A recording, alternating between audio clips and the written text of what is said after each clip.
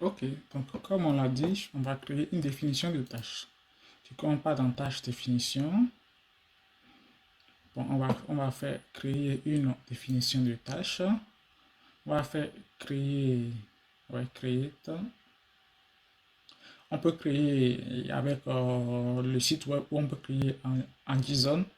On va d'abord créer avec le site web directement et il va nous générer tout sur le JSON. Comme ça, vous allez voir c'est quoi le format d'un JSON pour la définition des tâches qui nous sera utile plus tard lorsqu'on va vouloir industrialiser tout ceci depuis GitLab. Du coup, je fais créer définition de tâches. Alors, je vais lui donner un nom.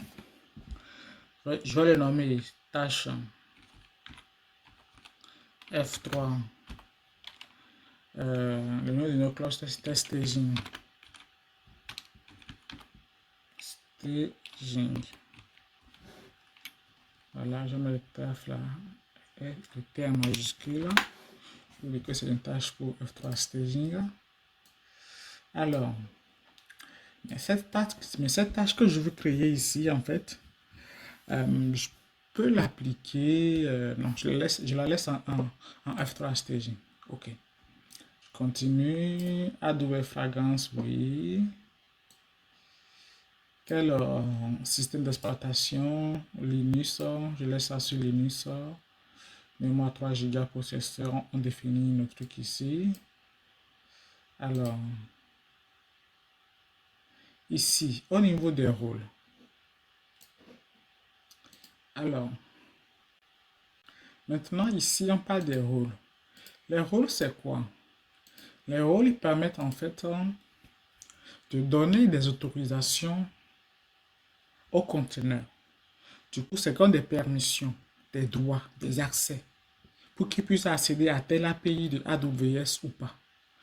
On peut donner par exemple à un conteneur l'autorisation, je ne sais pas trop, d'accéder à une API, je ne sais pas, de load balancer par exemple, ou bien l'autorisation pour accéder au S3, vous voyez un peu.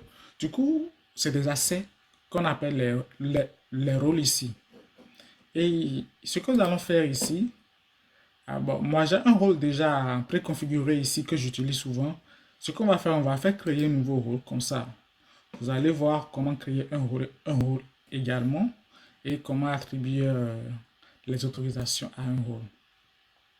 Puis qu'on défile vers le bas, le conteneur, important ici. Ici, on va mettre ici en fait l'URL de notre conteneur que nous avons sur notre GitLab. Donc, on part dans notre GitLab ici. On veut ce conteneur-ci. Du coup, on fait copie. On vient dans notre tâche et on le colle. Quand on le colle, on voit bien qu'il nous met tout le lien. Registre gitlab.com, etc. jusqu'à notre conteneur.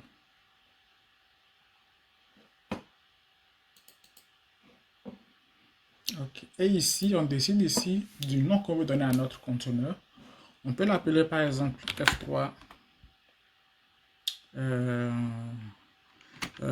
staging app. Voilà. On peut le nommer comme ça si on veut.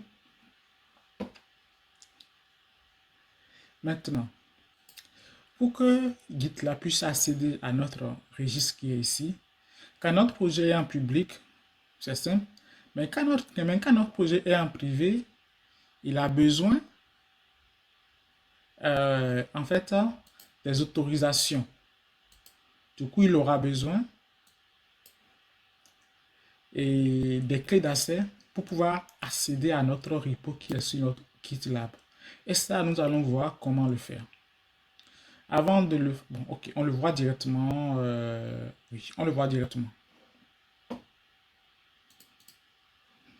Voilà, on fera cette partie directement, mais on le fera plutôt dans la vidéo prochaine. Là, dans la vidéo prochaine, je vais vous montrer comment aller récupérer un conteneur sur GitLab dans un registre privé. Voilà, car pour y accéder, il aura besoin de tokens pour y accéder. Nous allons le voir dans la vidéo prochaine.